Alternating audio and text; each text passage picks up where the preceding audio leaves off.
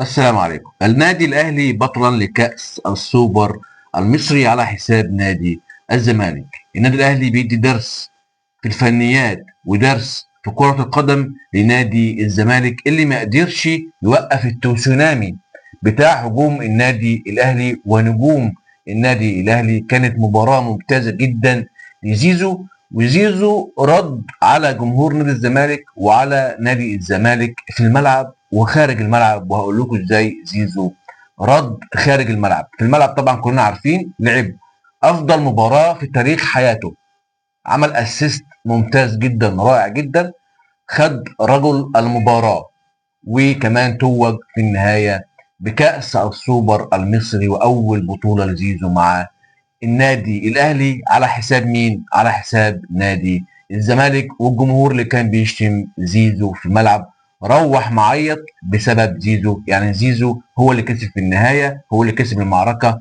رد قاسي جدا على جمهور نادي الزمالك، وروحهم معيطين باكيين في ليلة سوداء بالنسبة لجمهور نادي الزمالك. النادي الاهلي امبارح ادى اداء مشرف، اداء بطولي، فنيات عاليه جدا من الكوتش ياستروب. ياستروب شفنا فنياته في الملعب، شفنا فكره في الملعب كان عامل ازاي. الراجل ده عنده خبره كبيره جدا في كره القدم، خبره كبيره جدا في التدريب، ادى اداء مميز. ياستروب اثبت للناس كلها امبارح ان عنده فكر عالي جدا، فكر اوروبي في تدريب كره القدم او في فنيات كرة القدم. واللي أكد لنا واللي أثبت امبارح إن ياسروب عنده فكر عالي، عنده يعني فكر أوروبي في تدريب كرة القدم وفنيات كرة القدم، إن لما اللعيبة يعني طبقوا كل اللي المدير الفني قال عليه. يعني قبل كده في الماتشات اللي كانت في الدوري ما كناش بنشوف اللعيبة بتطبق بالظبط اللي كان المدرب بيقول عليه. عشان كده يعني اسلوب اللعب او النتيجه ما كانتش بتظهر باحسن حاله.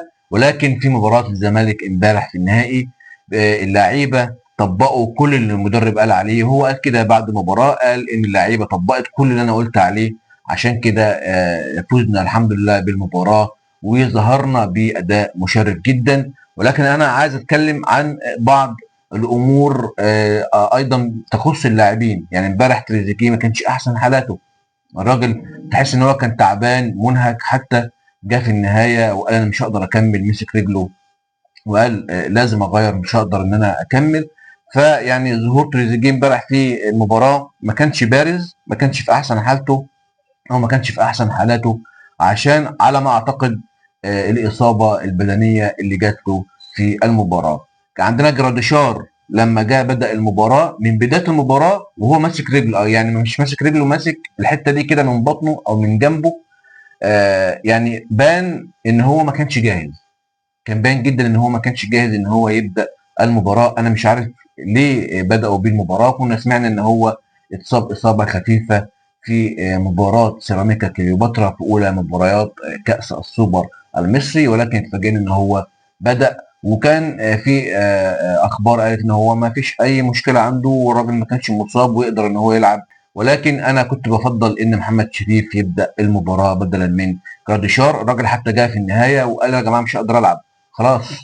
وقع في الارض وشالوه طلعوه بره وبدلوه بطاهر محمد طاهر الشناوي. يعني هو لما برضه لما اتبدل بطاهر محمد طاهر انا قلت ان هو يسرب هيبدله بمهاجم، ولكن دي وجهه نظر المدرب. يعني كنت متوقع ان محمد شريف يلعب امبارح، خصوصا ان هو دايما بيأدي اداء مميز قدام نادي الزمالك. ولكن طاهر محمد طاهر نزل، وهي دي كانت المفاجاه، ان طاهر محمد طاهر مستواه ما كانش احسن حاجه في مباراه سيراميكا، وكان الناس كلها والجمهور كان بيهاجمه بسبب مستواه اللي ما كانش في افضل حالاته في مباراه سيراميكا. ولكن نزل امبارح وعمل شغل كبير جدا، وعمل اسيست كمان لمروان عطيه. بصراحه طاهر محمد طاهر شابوه. طبعا طاهر محمد طاهر البديل لجراديشار نزل وعمل شغل مميز جدا. ويستروب كان بيلعب بدون مهاجم، كان مخلي زيزو، كان عندنا بن شرقي ايضا. الاثنين لاعبين دول كانوا يعني مديهم الحريه في الملعب، كان بيلعب بيهم.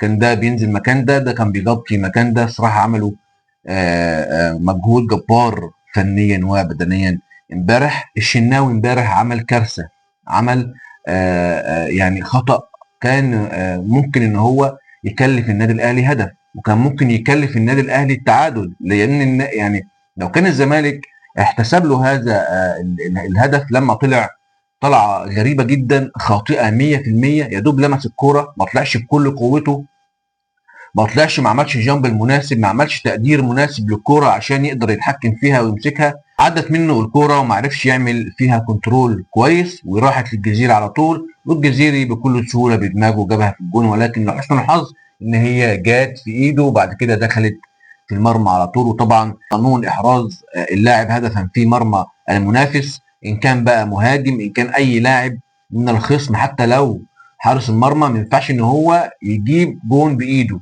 او تكون اخر لمسه في الجون تكون بايد اي لاعب من اللاعبين المنافسين. عشان كده تم الغاء الهدف، وربنا سترها مع الشناوي طبعا امبارح. ولكن ده الخطا الوحيد اللي عمله الشناوي امبارح، ولكن هو خطا كارثي، خطا كبير، خطا مش قليل. حارس مرمى زي محمد الشناوي لازم يقدر كويس جدا المسافه اللي هتوصل فيها الكرة لايديه عشان يقدر ان هو يتحكم فيها.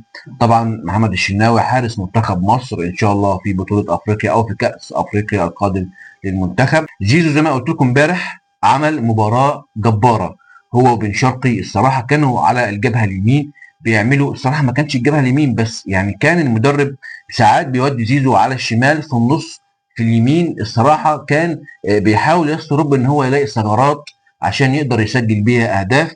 وايضا بن شرقي كان فيه يعني ربط كبير جدا ما بين زيزو وبن شرقي في الجبهه اللي قدامانيه او النص القداماني في الهجوم، يعني كنا ساعات بنلاقيهم في الشمال، ساعات بنلاقيه في النص، كنا ساعات بنلاقيهم في اليمين. والهدف اللي جاء طبعا الاول من النادي الاهلي من بن شرقي طبعا كان من الجبهه اليمين، كان في تبادل ادوار كبير جدا ما بين زيزو وبن شرقي من الجهه اليمنى، كان في شغل عالي جدا ما بين محمد هاني وما بين الثنائي. زي ما قلت لكم زيزو رد على جمهور نادي الزمالك في الملعب بادائه المميز، باول اسيست في اول مباراه قدام نادي الزمالك، اسيست عبقري جدا. زي ما قلت لكم ان هم يعني الجون ده ما جاش كده هباء، لا، زيزو بدل الادوار مع بن شرقي، برضو عندنا بن شرقي بدل الادوار مع هاني لما كان هاني بيتقدم، لا قال له خلاص محمد هاني قال له تقدم انت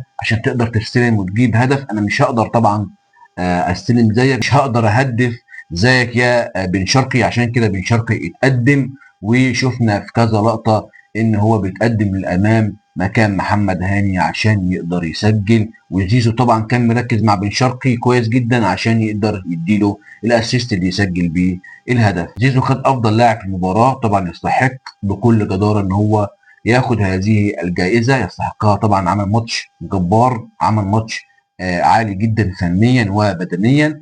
والرد الثاني لزيزو بعد المباراه او خارج البساط الاخضر لما زيزو ما سلمش على هشام نصر نائب رئيس نادي الزمالك، والتاني طبعا كان بيشتكي لخالد مرتجي في نفس اللقطه بيقول له ينفع كده يا عم الراجل ما يسلمش عليا؟ قال له ينفع عادي. فده كان الرد الثاني على نادي الزمالك.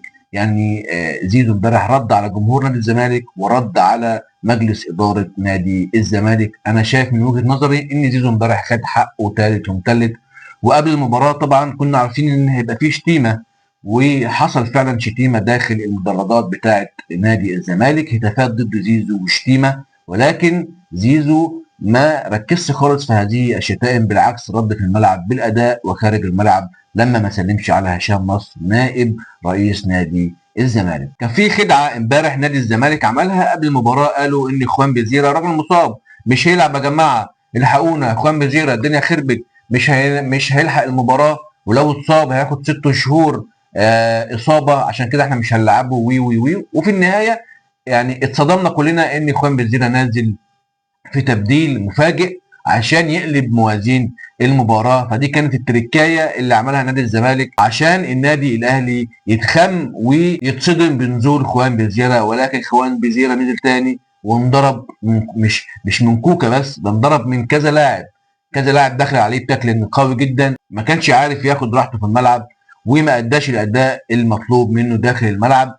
عشان الناس او لاعبين النادي الاهلي كانوا بيضغطوا عليه قبل ما يستلم الكوره، حتى لو معاه الكوره كان بيبقى فيه ضغط كبير جدا من لاعبي النادي الاهلي عشان ما يقدرش ان هو يستلم بكل اريحيه ويعمل خطوره على مرمى الشناوي. انا شايف ان النادي الاهلي بيعرف يتعامل كويس جدا مع اخوان بيزيرا داخل الملعب، ومش بيخليه عنده اي خطوره على مرمى الشناوي. وانتهت هذه المعركه في النهايه ببكاء اخوان بيزيرا.